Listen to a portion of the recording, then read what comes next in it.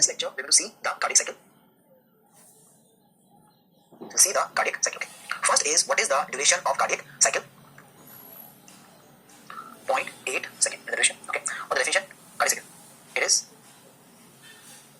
summary of events occurring in one heartbeat. Fine. So it is a summary of events which take place in a single heartbeat. Now, what are the two events which occur? We have the systole and we have the diastole. Okay, so systole and diastole. Okay. Now, systole is for contraction, pumping of blood. So contract and pump the blood. Diastole is relax and fill blood. It is relaxation and filling up of the blood.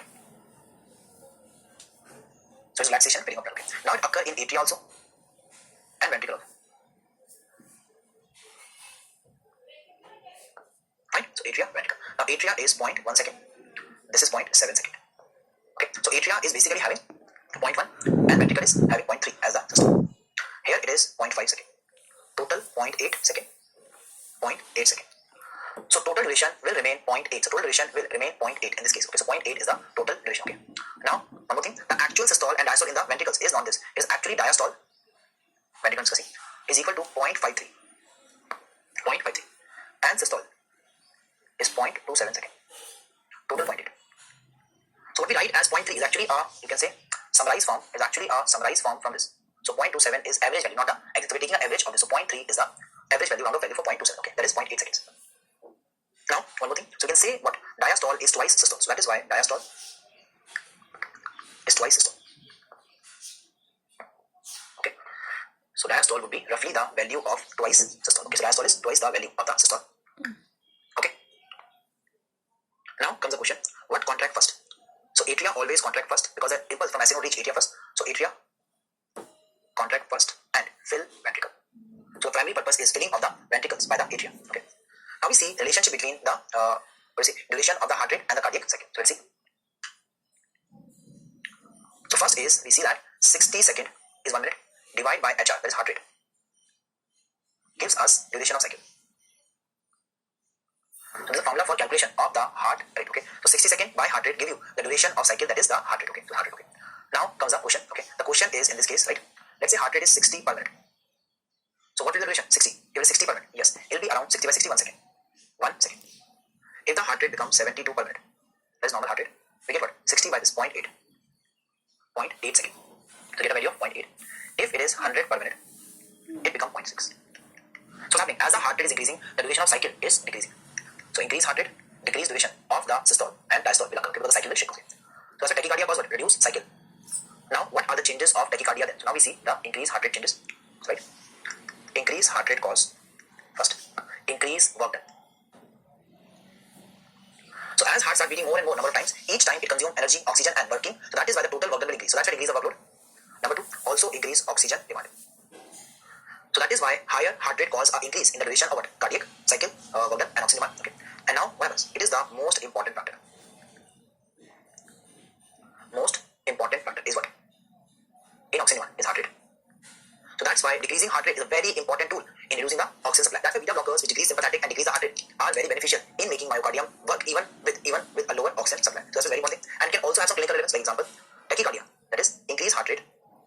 Example, sympathetic, exercise, maybe anxiety, fear, etc. So all these conditions, sympathetic, like what? Exercise, anxiety, cause what? They all cause increased heart rate. This increased heart rate will cause increased oxygen demand. Okay. And what is the problem with that? Increased demand will cause what? The muscles requiring more oxygen.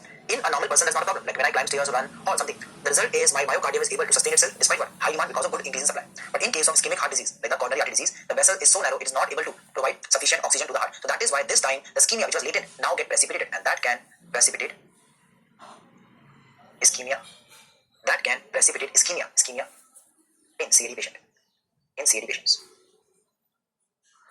And this ischemia causes angina, and sometimes it can cause even MI. So angina or myocardial infarction. Okay. So angina, this pain is there, or it can cause proper death of the tissue also. That is myocardial infarction. Okay.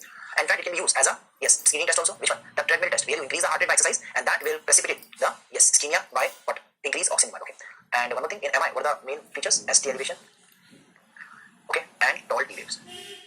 Tall T waves. So these are the findings we see in case of increase in the oxygen demand. Okay. So what are the easy findings in case of MI? There is ST elevation and tall T wave. Okay. What is the reason for that? MI. So let me brief idea. Reasons for it. There is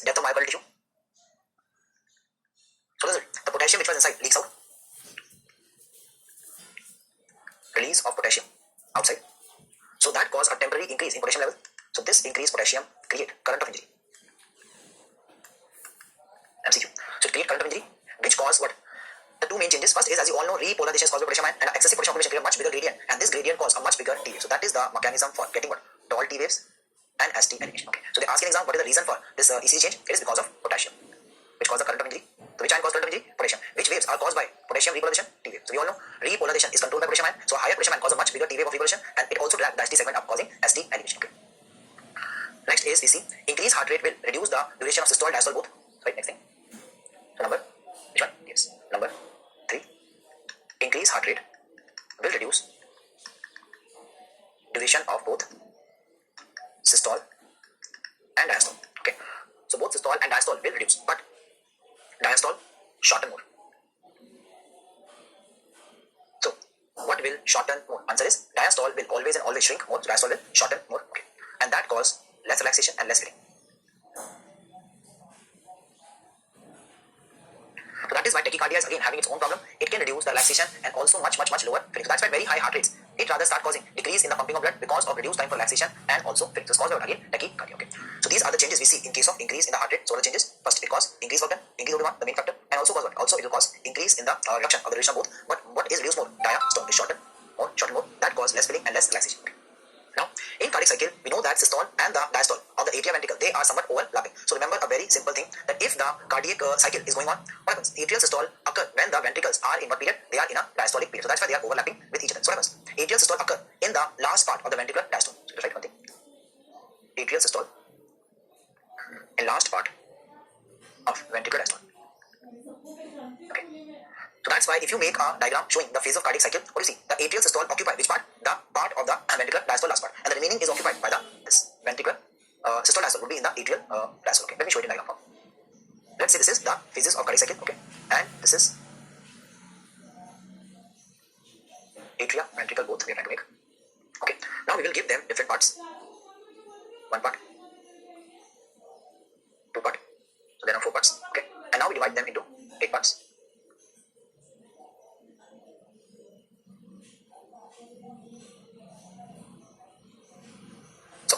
Let's start this thing. Each one is 0.1 second. So each part is 0.1 second. And this, okay. So now let me label and say. Let's say the darker ones or the bigger ones, they are ventricular phases. So let me label and say. This is, let's say, ventricular systole. So how many? 3 boxes. So systole. So this is what the ventricular systole is taking place in. And the remaining ones are what? The diastole.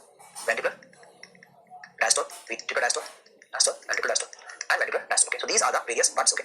Now what about the atrial phenomena? Okay. So in case of atria, let's use the again. This is atrial systole. So it occurs in which part? Last part of ventricular diastole. Okay. And then it ended what? Its own diastole. So this is atrial diastole, atrial diastole, atrial diastole, atrial diastole, atrial diastole, and atrial diastole, and atrial. So the only thing to remember that when atria is in its systole period, ventricles are lying in their last part of diastole. And the moment ventricles enter their systole, at that time the atria is in its what period? Diastolic period. So this is the summary to remember. So ventricular systole is 0.3 seconds total. 0.3 second ventricular systole. And all the other remaining time is obviously 0.5 second ventricular diastole. It is ventricular diastole. Okay, let me take it as fine.